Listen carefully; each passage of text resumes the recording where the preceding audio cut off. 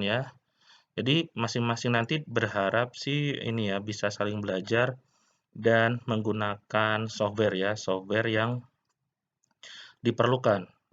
Saya mungkin tidak mempromosikan software-nya apa begitu ya, silahkan saja Anda belajar menggunakan yang bisa Anda gunakan dan, silakan Anda belajar untuk install yang, memungkinkan, yang bisa dapat lisensinya dan lain-lain. Oke,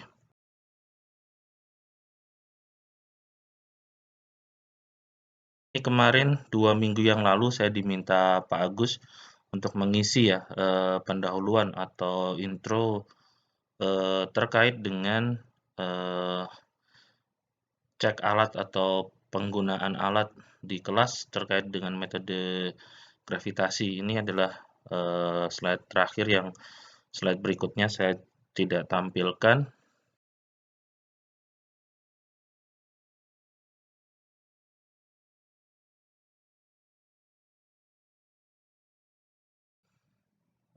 Sedikit mengulang mungkin dari materi yang Pak Agus terkait deskripsi batuan.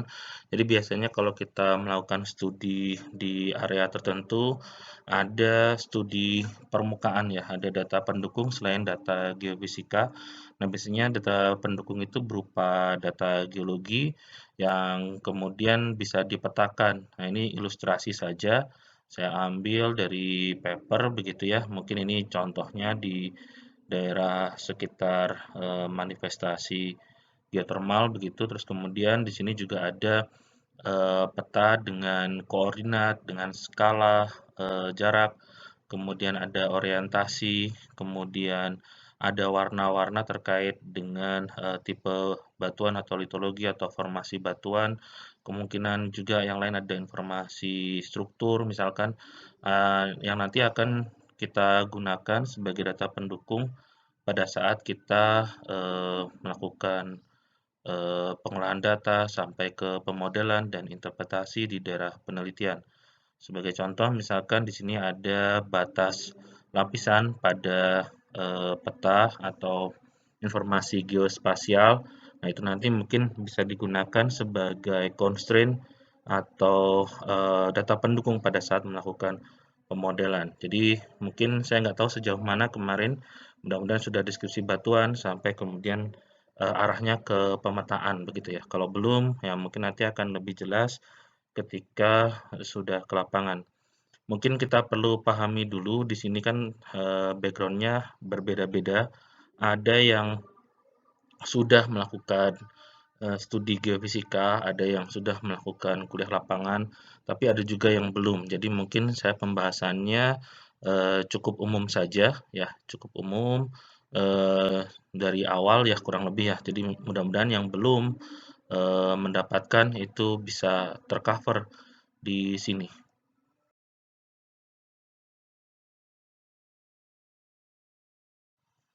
Kalau nggak salah di Surfer atau yang lain gitu ya. Dan ini plotnya bukan spasial, tapi plotnya dalam bentuk latitude longitude, dan di sini harusnya skalanya ini dalam bentuk spasial ya. Jadi nanti akan berpengaruh di, skala peta ya. Skala peta biasanya pada orde spasial tuh meter atau kilometer gitu ya. Kalau, menggunakan latitude longitude ini kan dalam bentuk derajat, jadi tidak bisa diketahui, atau kurang kurang apa ya, kurang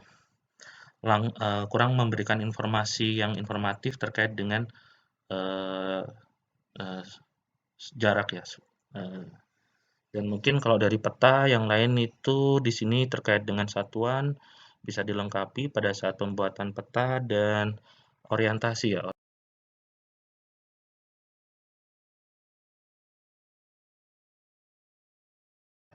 Nah, secara umum kalau dibuat dalam satu slide, mungkin, saya coba tuliskan seperti ini begitu ya untuk koreksi data gravity, sesuatu yang relatif, rutin atau cukup umum buat yang sudah belajar di, geofisika atau teknik geofisika, tentu saja cukup mengenal dengan koreksi-koreksi, ada istilahnya, koreksi untuk geonormal atau teoritis atau spheroid, koreksi spheroid.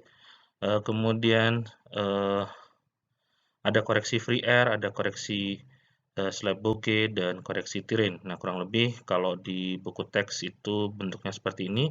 Mungkin di praktikum Anda akan ketemu formulasi yang lain tergantung dari notasi plus minusnya ini.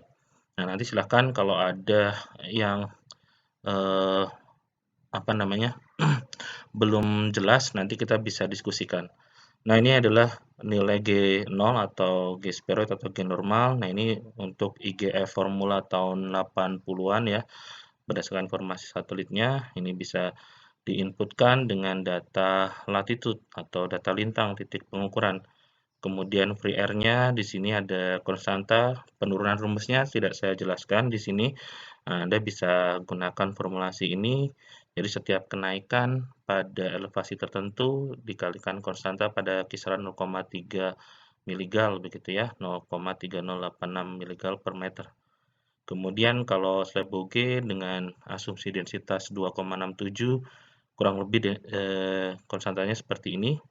Kalau konstanta densitasnya berbeda, nanti juga bisa dirubah ini menggunakan body silinder. Kemudian untuk terrain, nah biasanya ada yang menggunakan pengamatan eh, apa namanya menggunakan koreksi Hammer chart atau bisa menggunakan software atau Anda bisa menggunakan koreksi yang lebih luas dengan perhitungan trend correction menggunakan variasi benda, bisa benda slope triangle atau benda bentuk prisma atau misalkan hanya menggunakan yang formulasi sederhana dari Hammer chart berupa irisan sektor bentuk seperti jari-jari donat gitu ya, bentuk seperti donat kurang lebih seperti itu. Nah, ini nanti ketika sudah dilakukan koreksi terhadap G observasi, nanti kita akan mendapatkan nilai complete bogey anomaly. Kurang lebih itu. Nah, lebih detail biasanya bicara terkait dengan koreksi terrain. Ini yang saya sampaikan. Biasanya ada yang menggunakan koreksi sederhana seperti ini dari data lapangan. Di sini menggunakan informasi pembagian sektor di beberapa zona Hammer. Nah, ini formulasinya untuk koreksi terrainnya. Nah, oke, itu untuk formulasi sederhana. Nah, ini sedikit teori dasar mengingatkan kembali, terutama yang belum pernah ya. Jadi mengenal istilah itu dan mungkin nanti bisa bersama-sama dipraktekkan pada saat mengolah data. Nah, mungkin teori pengolahan datanya kalau dibuat 2 slide itu cukup ringkas, tapi saya juga membuka pertanyaan ya kalau misalkan ada yang ingin ditanyakan begitu ya.